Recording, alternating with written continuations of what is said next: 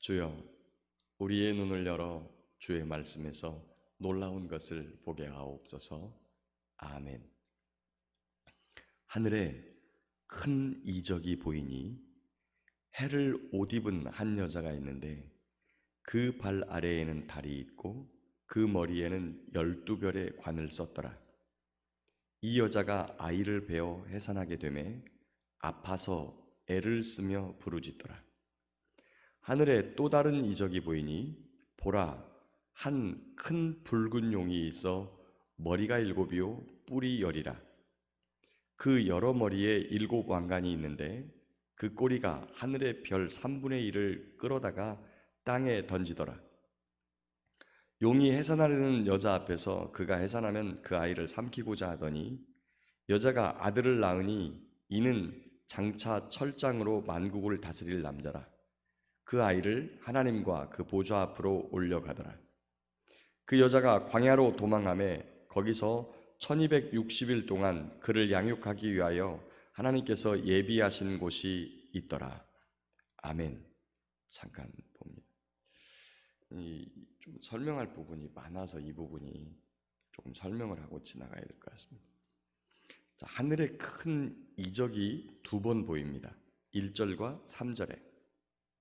자, 첫 번째는 해를 옷 입은 한 여자가 있는데 그 발 아래에는 달이 있고 그 머리에는 12별의 관을 썼더라. 이 여자가 누굴까? 이 여자를 실제로 여자로 그림을 그려놓은 그림을 많이 봅니다. 뒤에 해 같은 아우라가 이렇게 비쳐 있고 또 머리에 면류관을 쓰고 실제로 여자의 모습을 한, 그래서 그 여자가 통상적으로 누구라고 그 그림에서 언급하고 있냐면 마리아다 이렇게 언급하고 있는 거예요. 이 해를 옷 입은 한 여자, 이게 도대체 누굴까? 자, 여기 보면 1절에 해를 옷 입은 한 여자, 해는 발광체죠. 그리고 그 발 아래에는 달이 있다. 그리고 그 머리에는 12별의 관을 썼더라. 그러니까 해, 달, 별이 있어요. 해는 발광체입니다. 이거를 항성이라고 하죠. 그 다음에 달과 별은 그 햇빛을 반사하는 반사체입니다. 이거를 이제 행성이라고 해요. 그런데 그런 것을 입은 여자가 도대체 이게 누굴까? 여기는 보면 요 빛을 내는 해는 하나님을 뜻해요. 하나님을. 그리고 하나님 또는 예수님, 그리고 그 빛을 반사해내는 반사체, 달이라든지 아니면 별은 하나님의 사람 또는 교회를, 이 땅에 있는 성도들을 그렇게 나타내는 겁니다. 저와 여러분들이 이제 이 땅에 창조된 목적이 하나님의 영광을 위하여 하나님을 영광해 내는 것인데, 이제 많은 사람들이 하나님의 영광을 위해 살아간다고 하는 것을 약간 무슨 좋지 않게 생각해요. 그러니까 하나님의 종으로 사는 것, 이런 것들을 대해서 이 기쁨으로 그렇게 생각하지 않아요. 근데 좀 생각해 볼 필요가 있는 게, 이제 우리나라에서 뭐 지금은 제가 엊그저께 무슨 소식을 듣다가 삼성전자의 주식 값을 제가 보게 됐는데 깜짝 놀랐어요. 저도 삼성전자 주식이 5만 원 정도밖에 안 하더라고요. 그동안에 지금 이제 삼성전자 주식의 가치가 정부에서 계속 이재용 회장을 구속하고 막 이렇게 그 CEO를 구속하고 이러니까 주가가 그렇게 떨어졌던 모양이에요. 굉장히 삼성전자 하면은 저희 나라에서 굉장한 프라이드를 갖고 있고 삼성전자에 내가 다니고 있다라고 하는 것만으로도 이 땅에서 이 땅 대한민국에서 최고의 대우를 받는, 최고의 봉급을 받는 뭐 이런 월급을 받는 이런 그런 기업으로 그 안에 속해 있는 것에 대해서 사람들이 프라이드가 있어요. 자존심이 있다는 거죠. 그게 왜 그래요? 삼성맨이라는 거죠. 본인이 삼성맨. 그러니까 삼성에서 그만한 대우를 해주니까 내가 삼성맨이라고 하는 그런 부분에 대해서 자존심을 내세울 수 있는 거예요. 내가 하나님께 속해 있다. 내가 하나님의 종이다. 진짜 하나님이 전능하신 분이고 이 땅을 창조하신 분이고 라고 하는 부분에 대해서 정말 믿음이 있다면 그분의 종으로 자처하는 것이 뭐가 그렇게 어려운 일입니까?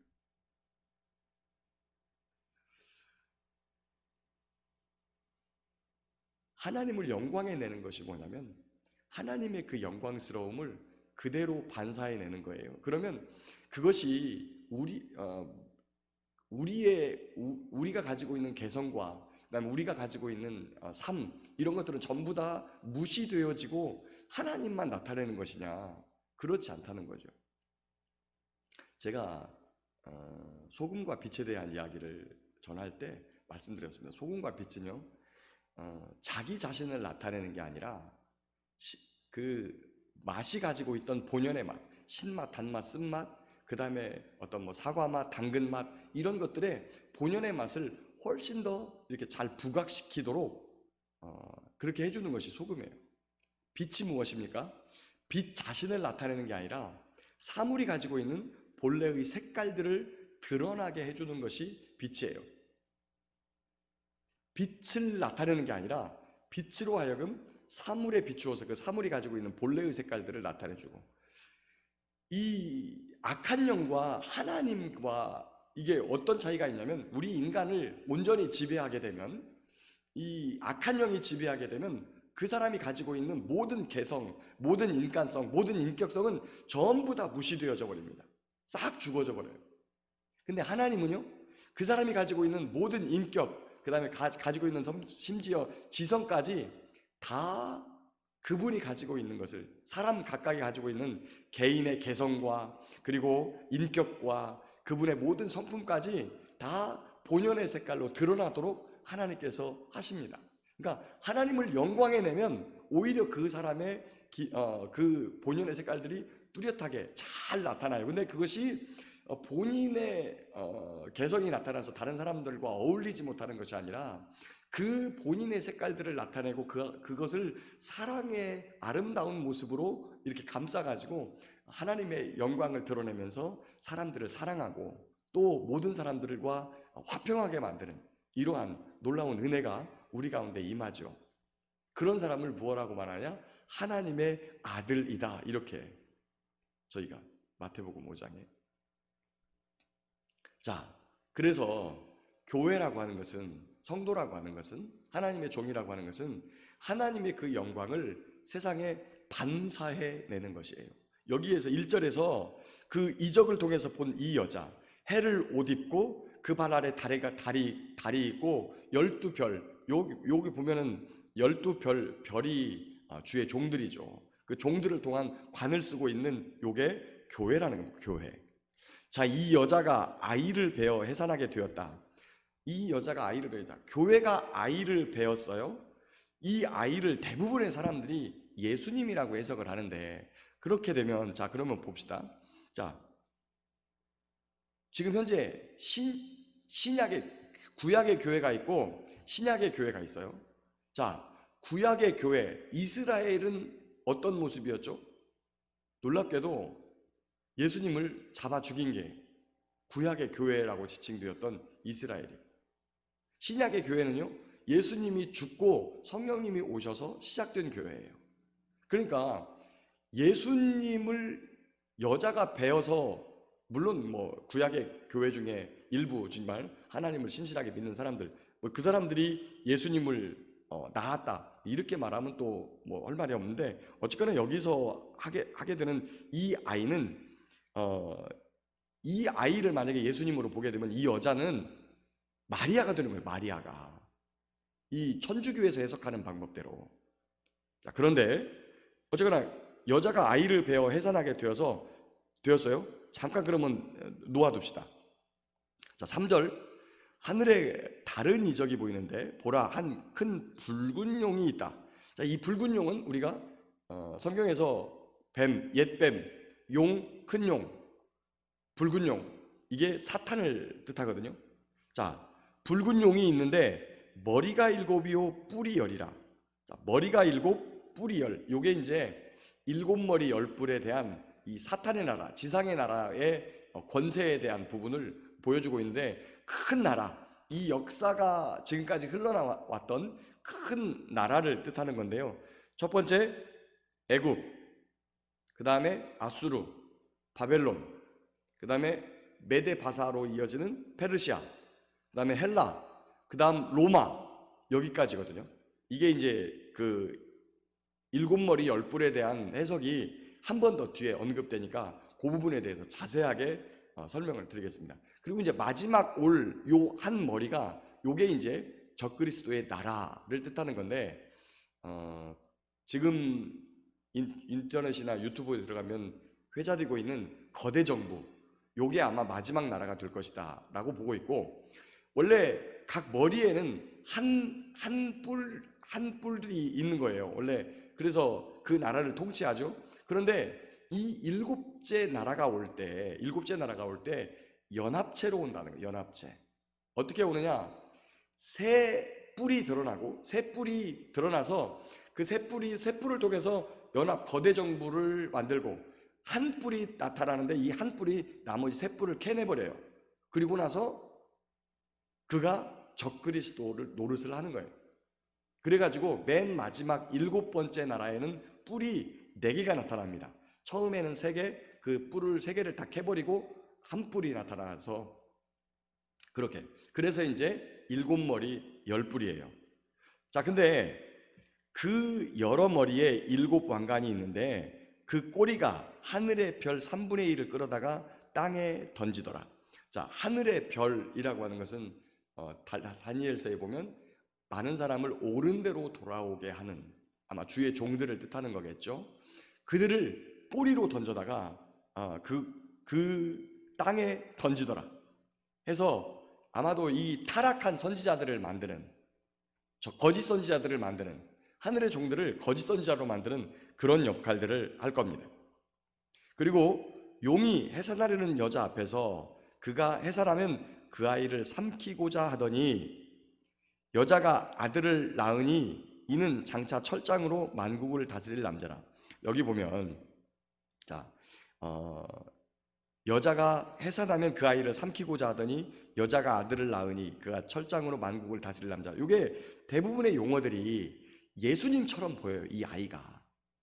그런데 정말 예수님일까? 그 다음에 또 그 아이를 하나님 앞과 보좌 앞으로 올려가더라. 그러니까 예수님이 우리가 잘 아는 대로 헤롯이 이 아이를 잡아 죽이려고 했고, 또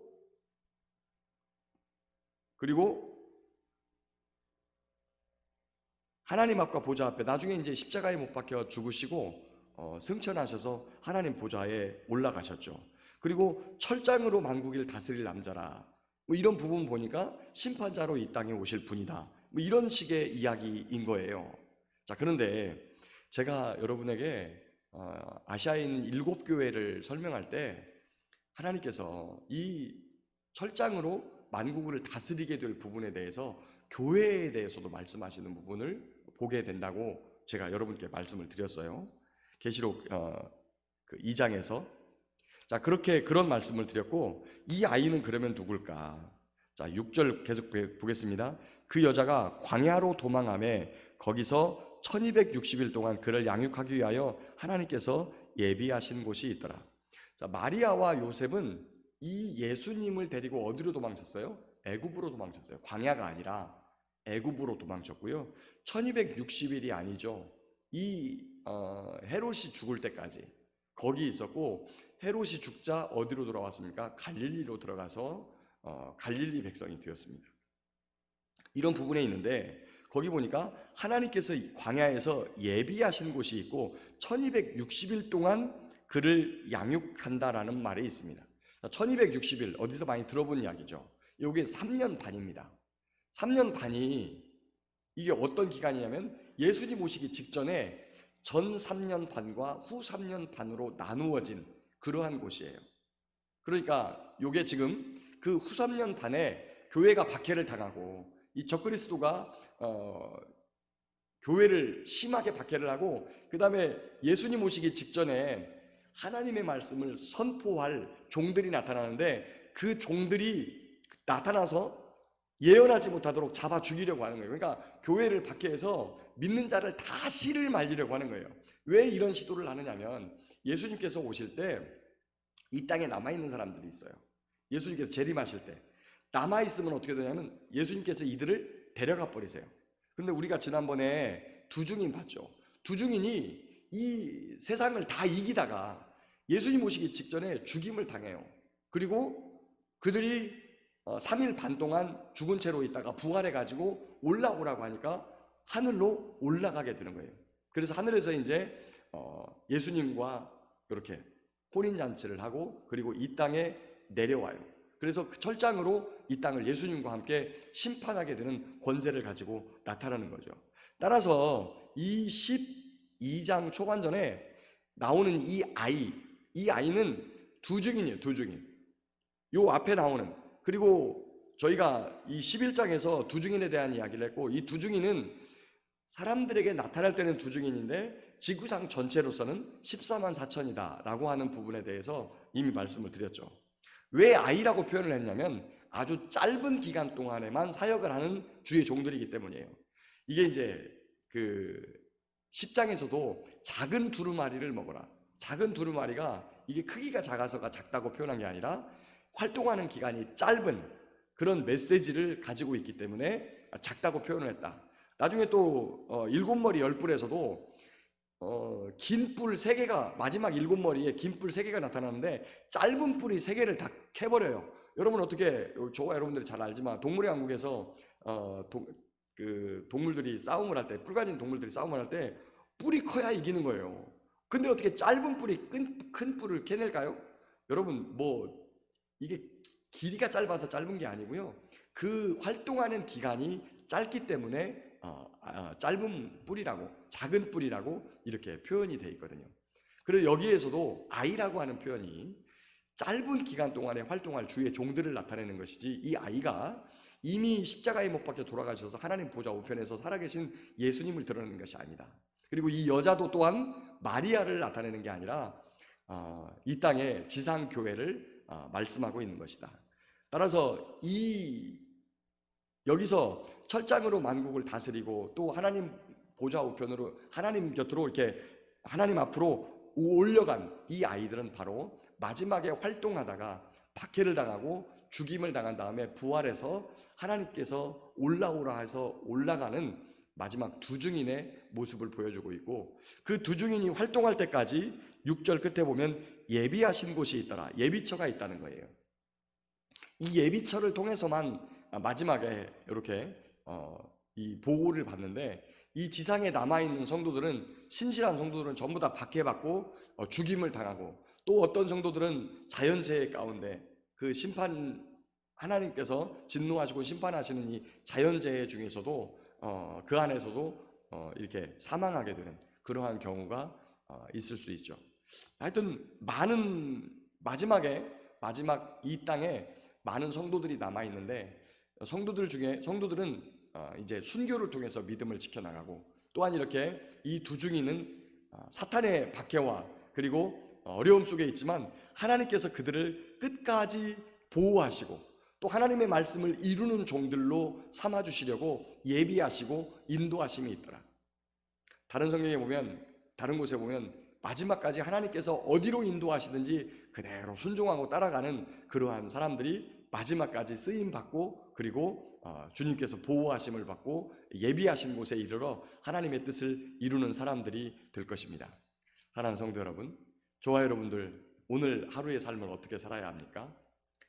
교회를 혐오 세력으로 만들어가고, 그리고 사람들이 교회에 대해서 나쁜 이야기를 하고, 하도 이제 반응이 거세서 그런지 지금은 뭐 조금 교회에 대해서 조금 덜 하긴 하는데, 다른 곳에서 하도 많이 나오니까 이 땅이 예배를 그만둬야 코로나가 멈추는 게 아니라 정말 바른 예배와 삶을 통해서 하나님 앞에서 하나님께 돌아갈 때 코로나가 멈출 것을 믿습니다.